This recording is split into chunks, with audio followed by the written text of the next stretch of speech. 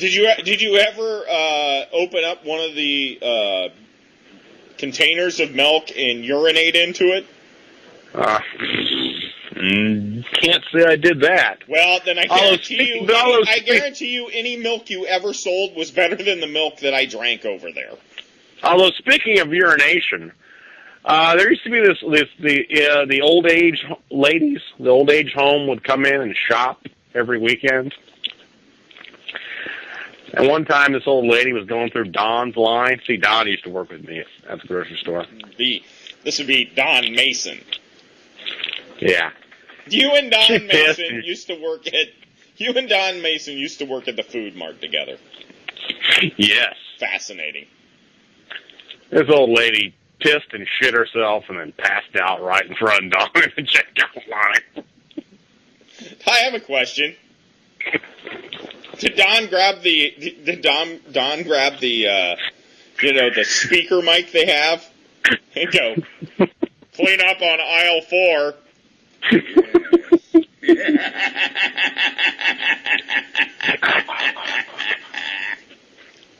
You're bringing up bad memories. You have no idea how grouchy those old age home people would be to me and Don. Everyone listening to this, I'm sure when I say this, they're all going to agree. Blade Braxton trip to Black Friday. You know what? I need to bring Don Mason along with me and film it. Oh my God! Please do this. Please. Did I ever tell you about when Don told me why you shouldn't have anal sex? Anyway. What? That's all you're going to say? It's probably for the best. Well, some guy said he liked how I would, tease it and then next week tell the story. Oh, telling the story. I thought you meant how you, teased having anal sex. No, okay, now you did it. No, that came out all wrong. No, Don was telling me one time, he was like, yeah, I was banging my girl in the ass. Does he talk like that? Yeah, he kind of talks like that. He kind of has a country twang to his voice. Yeah, it kind of sucks though, because you come inside her and then it all comes bubbling back out on you. Oh.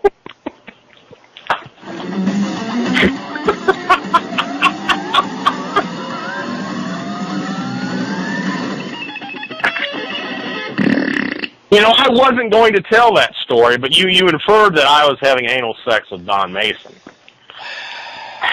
So I was not going to tell that offensive story. Did you enjoy? Yep.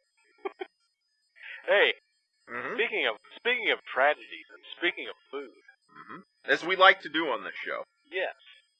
Have you ever heard the story? Have you ever heard the story about the Mother Teresa cinnamon bun? I don't believe so. We'll have to post a link on the forum. But anyway, in 1996, in some coffee shop in Nashville, they found this cinnamon bun that looked like the head of Mother Teresa. Oh, okay. Okay. Well, anyway, the bun got stolen this Christmas. Someone broke in and stole this cinnamon bun that looked like Mother Teresa's head. That's awful. Isn't that awful? But the reason why I tell you this, because I too once found a food item that looked like someone famous. I kind of don't like the way where this is going, I'm sure, but this is my favorite story of all time.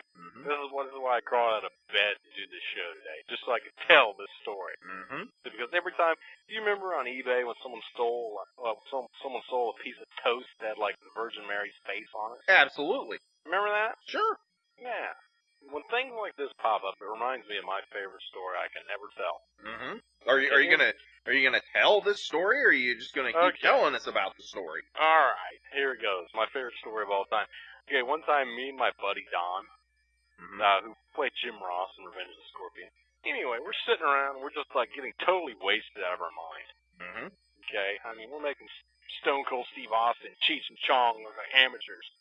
Okay, Anyway, we're sitting around and we got this like, you know those hams, those. Anyway, we got a pizza. We got one of those hams, you know, those honey hams. Okay. You've got a ham. I get it. Continue. We've got a ham. And Don's like, hey, cut me off a slice of that ham there. This is, so I'm sorry, kids. It's not 5-star entertainment. This is 10-star entertainment. You get to hear about Blade and his friend Don. They're cutting up a ham. Okay, we're cutting up this ham, and I savagely, I've got a few beers and whatever else in me. So I savagely cut Don a piece of ham with this knife. And I cut him off a piece of ham, and I look at it. I'm like, dude, we can't eat this piece. Look at it. And I'm like, dude, it looks like a chest burster from the movie Alien. And he's like, whoa, it is, dude. So, we can't eat this. This is special.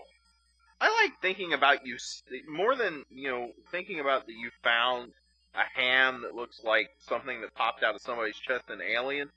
I like the thought that you're savagely cutting the ham.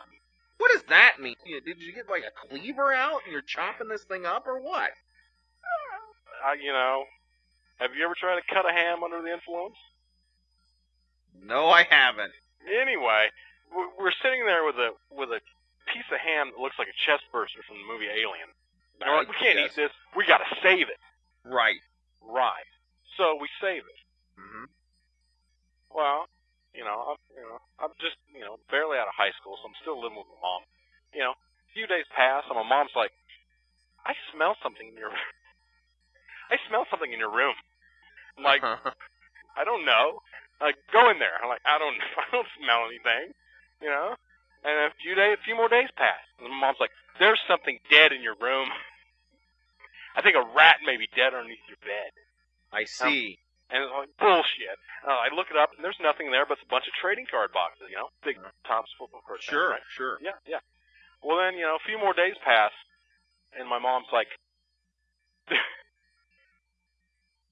I opened up a box underneath your bed, and there was a rotted piece of ham in it. So you didn't keep this ham in, a refrigerator. You just stuck it under your bed. We got so wasted that we put the chest burster in a plastic bag, stuck it in a trading card box, where we conveniently forgot about it, hidden underneath my bed. Wow. So, the moral of the story is, don't do drugs, or you will have to explain to your mother why there's a rotted, decomposing piece of ham underneath your bed. Once again, this is a wrestling podcast. Yes. And it's also not the Don Mason tribute podcast. Dave Meltzer, not talking about that Pussy Splitters VHS. Probably not talking about Don Mason this week either.